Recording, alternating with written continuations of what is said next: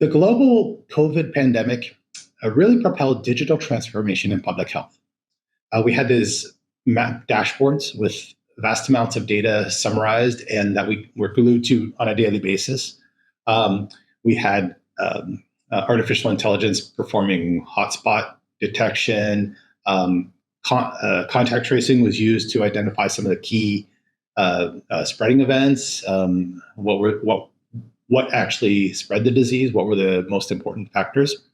And then also too, we had artificial intelligence used in the optimized vaccination rollout. Identifying who were the people that to get to the vaccination to first. So it's very clear that geospatial technologies and artificial intelligence are well suited for tackling the complex challenges related to public health. The challenges related to public health occur in our environment. Our environment is complex. Our environment is changing. The people around us are changing. And these tools are amazing to bring meaning to the big data, the diverse data sets that we're fusing together in order to produce better public health outcomes. So I'd like to first give you an introduction to the term that is sort of coined GeoAI and its relevance to public health. So GeoAI, this is kind of like something we do in the geospatial community. We stick geo on in front of something, although honestly the techniques involved are really not too much different. So it's just merging standard, common artificial intelligence techniques with geospatial analysis, geospatial preprocessing, geospatial visualization. So for lack of a better term, we call it GeoAI. So first of all, what is geospatial data? So events, people, animals, things occur in locations. And these locations are very important because a lot of times this helps us to understand what's going on with those things. So, for example, like people, when a person is located in a place, you can tell a lot about that person. If they've spent their whole life in that place, you can tell a lot about that person. So location is very important. And geospatial data typically is comprised of X, a Y, and a Z. So this is typical. It's most commonly. So these are this defines where you are in the world. The geospatial aspect of it is because these occur on the curvature of the Earth. So this complicates things a little bit as compared to Cartesian space. But honestly, I feel like the people in the geospatial world they overplay this with a lot of the problems. You can solve so many challenges in the geospatial world simply by treating things spatially as a Cartesian space. But anyways, that's a different topic. So we have X, we have Y, we have Z. And so most commonly, not always, but most commonly, we use the X is your longitude, the Y is the latitude, and Z is the elevation of where these things are occurring. So geospatial data, it's honestly now almost ubiquitous. Google Maps really helped. I would say help, and the proliferation of GPS on our smartphones really helped make geospatial data ubiquitous. So then, therefore, it is supported by almost all major, modern data storage systems. Your relational database management systems, Postgres. I'm a big fan of Postgres and PostGIS. Its spatial extension. Oracle supports spatial data. MySQL. SQL Server, all of these support spatial data. Some of the modern data storage systems, the NoSQL, like MongoDB, Elasticsearch for searching, support spatial data, and not only storing spatial data, but spatial operations, spatial analysis, and even your distributed big data storage systems support the cloud storage systems from Amazon and Google support. Spatial data and spatial operations. So what makes geospatial data so important? And maybe one other thing I should mention too. I'm saying location, but almost all maybe the second most for us geospatial people, the second most important attribute is time. These things occur at a time, and this is really really critical to location data. And then that location data, the things that are occurring have other attributes. So the other things that are important to that, whatever that event is, whatever that person, the person, the place, other attributes. And so I'm making this. I'm trying to simplify it because honestly, I feel like it is simple. If you look at the way the relational database management systems handle spatial data, it's you have your field types. Okay, you got a double precision, you got float, you've got strings, you've got text, you've got dates, and you've got location information, a field where it's stored. So it's a little bit more complicated than that. But like I said, I feel like some of the people in the geospatial world, they make it out to be more complicated than it actually is. So why is geospatial technology so important to public health? So first of all, this is what you say, the unofficial first law of geography. So this was a term coined by Dr. Walter Tobler back in the 1970s. Some of his work coming out in the 1960s. So I will paraphrase it. Everything in our world is related to everything else, but near things are more related to us. So if I'm located in central Pennsylvania, the things going on in central Pennsylvania are going to be more related to me. And we saw this so much with the pandemic. However, the things going on the other side of the world, they're also related to me, but just a little bit less, more or less, depending on other things. And also, too, this is the first law of geography, but then you factor in all the other factors. So everything else goes into this, what's more related or less related. So just one example of why the first law of geography is important to us, especially for public health, is going back. So I had a recent project with World Health Organization. So the goal of this project was performing some exploratory analysis on disease case counts for the majority of the continent of Africa at a district level. And we were bringing in a whole bunch of, in addition to this, we were bringing in a whole bunch of environmental data in demographic data in order to do some analysis, make predictions on case counts, weekly case counts by disease. But the first thing we did was we wanted to apply some spatial autocorrelation to the cases for the various diseases throughout the continent, the districts, and see how your neighbors influence you. Which it's not going to be it's not too hard to imagine that the districts around you are going to affect you. So what we found was, exactly this. We found a strong spatial autocorrelation. So that what that means is, if you have high cases in your neighboring district, you're more likely to have cases in your district. But then we also did local spatial autocorrelation. So then we were able to find more precise patterns than simply a single value. So we were able to find hotspots, cold spots, but also outliers. So where are there cold spots in an area around hotspots? Where is there a outlier, a cold district? Where is there a hot district among a cold hotspot? So these are the outliers, and so those are also really, really valuable. So this is just one example of, again, why the first law of geography is really important in public health. So secondly, geospatial technologies, the location, why it's important is, so going back to the relational database management system. So for those of you who know relational databases, you're often concerned about SQL joins. You want to set up your schema. You want to join your tables with other tables to basically fuse data, bring in other data. And in my mind, this is one of the major reasons geospatial is so important, is it allows for a natural SQL join. You can fuse, if you have location, and a lot of times you need time when things are occurring, you can fuse your data with so many other data sets that are very valuable to your challenge and to uncovering knowledge for finding new patterns, making predictions.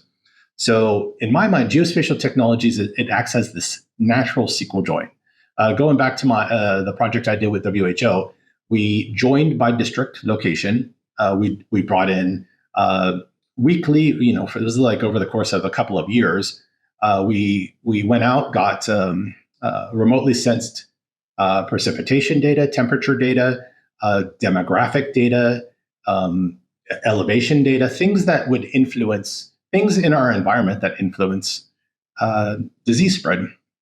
And we fused all of these by district in order to once again, find patterns, find areas that are either the same or different from others, and make predictions. Determine, determine which of these factors are most critical, and two, use these factors to make predictions. So on a weekly basis, is your district going to have cases or not? So then the third reason why geospatial and location is so valuable to public health is it's an inherent visualization. One of the first things I learned in graduate school in one of my statistics courses is the very first thing you do when you get your data is you visualize it. You put it in charts, graphs, and maps. If you have that location information, because immediately you can, the patterns you see visually give you a lot of knowledge about what you can do for analysis. So one, it helps your analysis, and two, when you get your results, you convey those results to the decision makers, to the general public, whoever your audience is. So these are the three things, again, why I feel like geospatial is so important to public health is the first law of geography and providing this natural SQL join to fuse data fusion, and it's an inherent visualization. So next I want to talk about why geospatial matches so well with AI for public health challenges. So when you're monitoring global outbreaks, when you're trying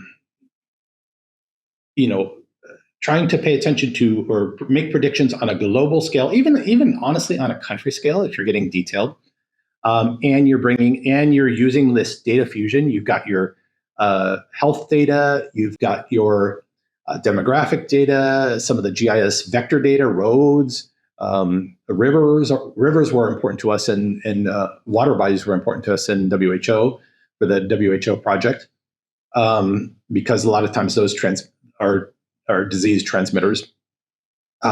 So you have GPS-enabled smartphones for contact tracing. You have remotely sensed data from satellites. It's really, really easy to get big data.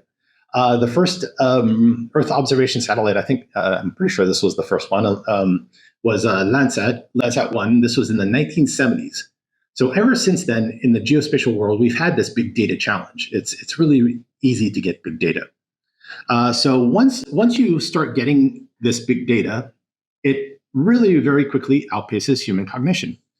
Even looking at, right now, Gen AI is really popular, especially the large language models. You going out and reading all of the text on the internet, it just really is, it's very quickly, I'll give you an example later too, it very quickly outpaces human cognition. But what a artificial intelligence can do is help us by taking this vast amount of data and summarizing it, allowing us to search it. So find patterns in it. So this is why geospatial and AI fit so well. So what are some of the things that GeoAI can do? Uncover patterns. I talked about this before. Detect outliers. A lot of times it's not the overall, the general patterns you're looking for, but the things that don't fit into those patterns. These outliers are really valuable to your analysis. Extract meaning, extract information from data. So Esri, the predominant company in the geospatial industry, has recently put out these deep learning pre-trained deep learning models that allow you to do things like on satellite imagery, whether it be visual, lidar, um, SAR imagery. You can detect objects, things like houses, animals, wildlife, icebergs, things like this. This is basically information extraction. So extracting information. You have also another thing that's really popular in the digital world is this concept of a digital twin. You hear it all the time, digital twin. But a lot of times when people talk about it, they really kind of only talk about a picture, or a model, like it's a 3D model. Which in my mind, it's okay. This is great. It's like a visual representation of the Earth that you can zoom around and pan around. But what's far more important, is knowing what are the things in this picture. Where are the building windows? Where are the light poles? Where are whatever it be, power lines? So information extraction, taking this picture and turning it into information, structured information. So then GeoAI can make predictions. I feel like this is kind of like one of the most commonly known ones. Also, too, nowadays, commonly known one is it can generate content. So our generative AI, which is, I'm not going to talk too much about it, but it's obviously really, really popular right now. But it's important to keep in mind that this is still just a small portion of AI, what AI and machine learning can do for us.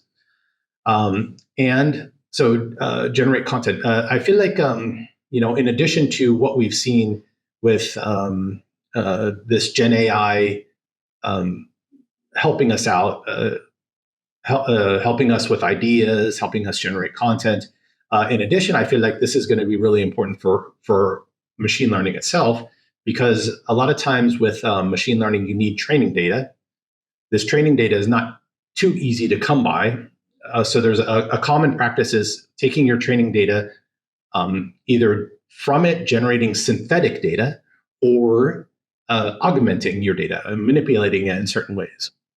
If you're looking for a picture of a dog, you manipulate it, you flip it around, you warp it a little bit, you change the colors a little bit. So in a sense, you're generating more training data. But this is something that's going to be, I feel like generative AI will be really valuable for generating training data for us, because even because it can generate, even if it generates training data that's a little bit, has some errors and has small errors and things like this. This is okay, because when you train on large amounts of information, that's mostly correct. Some of these things that are slightly off actually make the model more robust, and the model learns. What is able to learn better and be more robust, like applied to a broader set of applications. So the most important thing, so all of these things are important, obviously. Uncover patterns, detect outliers, make predictions, generate content. But the key to all of this is that they can do these in fractions of a second.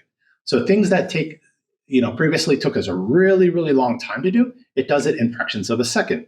So again, going back to my WHO project, the things we were doing were really not groundbreaking as far as technology. But what is very valuable about that project is being able to do this at scale.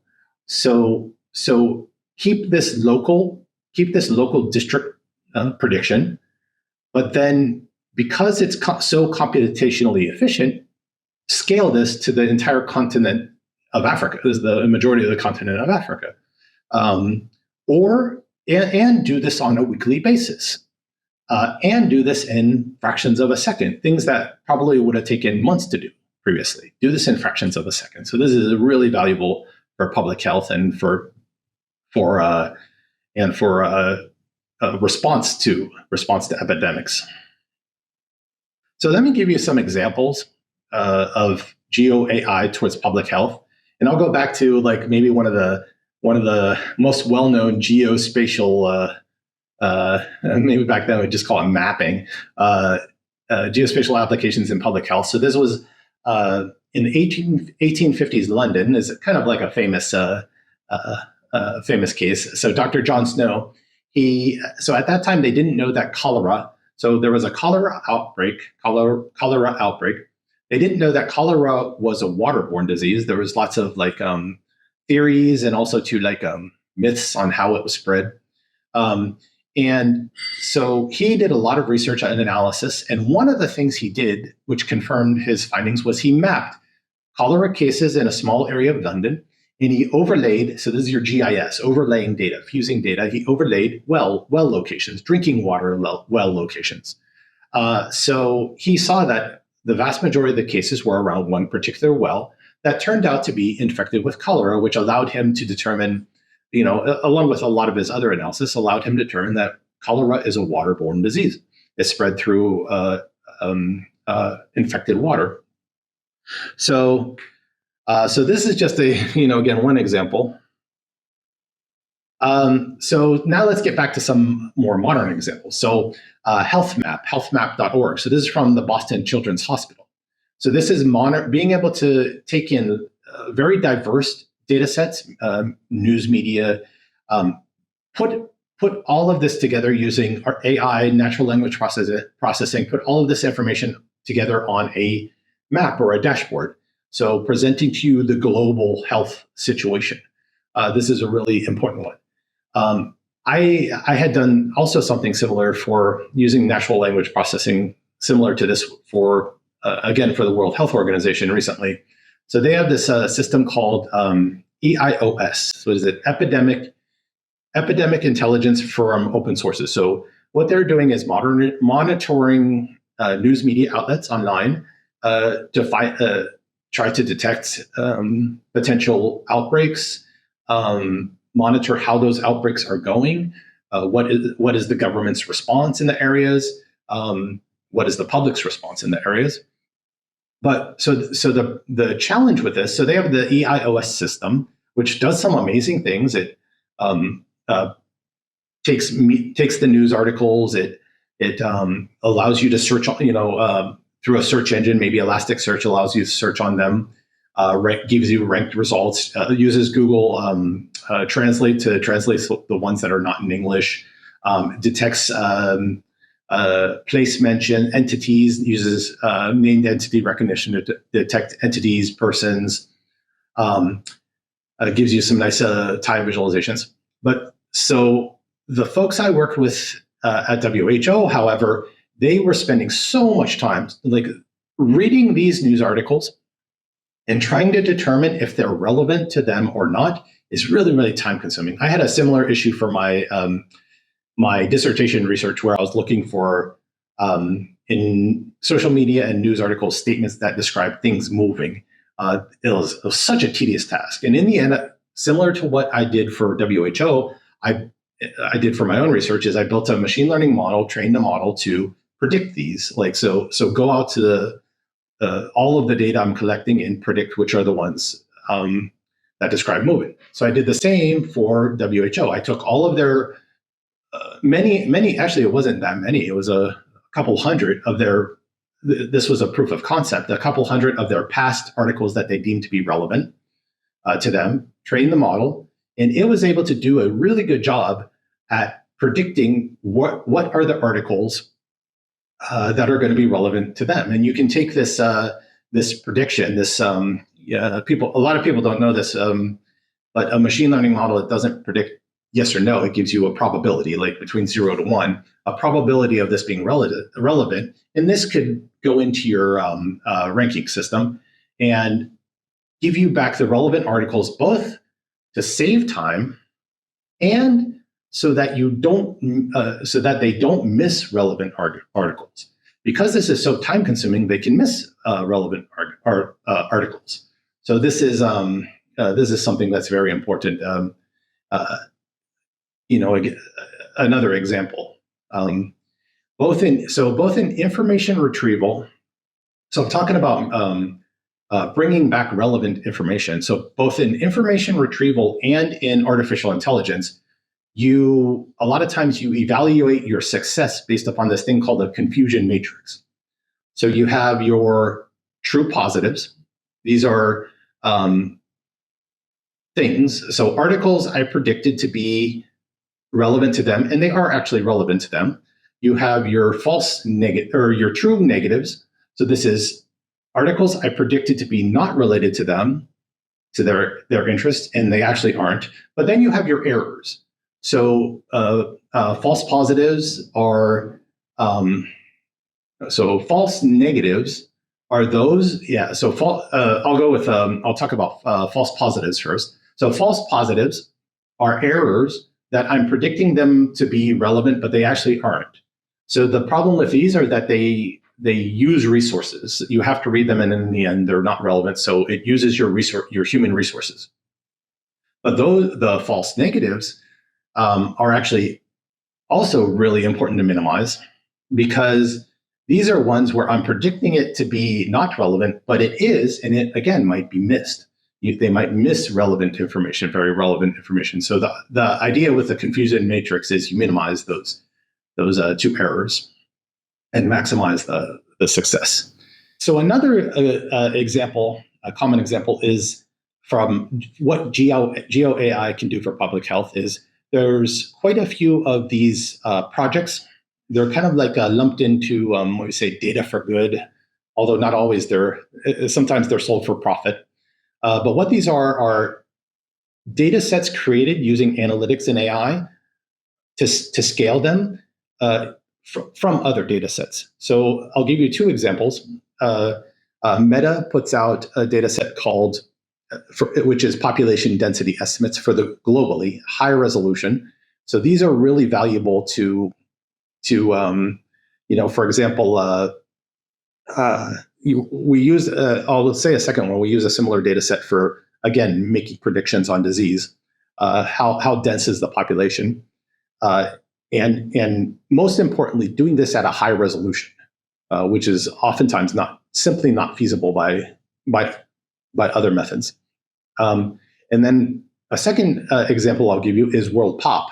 They take this a little bit further actually than what Meta. So Meta did analysis with their social media data. They were able to generate this, merging it with remotely sensed data. But World Pop doesn't, uses other data sets and data analytics, and they create these amazing data sets, not only simply population density, but things like the male population, the female population, births, movement, which is I would really love to do more analysis on some of their migration data, which is again really, really important for public health. And so GeoAI can really help with generating these data sets that are just not feasible through standard means. And I guess that too, I'd be remiss about talking about some of the work that Esri is doing. Again, they're doing incredible information, working with the World Health Organization, other health organizations, to do some of this really, really cutting edge, real world applications of geospatial technologies, AI in public health, with contact tracing and hotspot analysis, things like this. So in summary, this is just an introduction to the incredible possibilities of GeoAI for improved public health outcomes. So thank you for exploring, these subjects with me today, and their role in advancing public health. These challenges, again, I keep going back to this, are complicated. So not the single person, not the single company are going to solve these challenges. We need to work together. So I really encourage you to, reach out to me. I feel like the field is ripe for opportunity where everybody can win, everybody can succeed, and together we can shape it for the better. So, please connect with me on social media, subscribe. I plan to do some more videos or contact me by email. So thank you so much.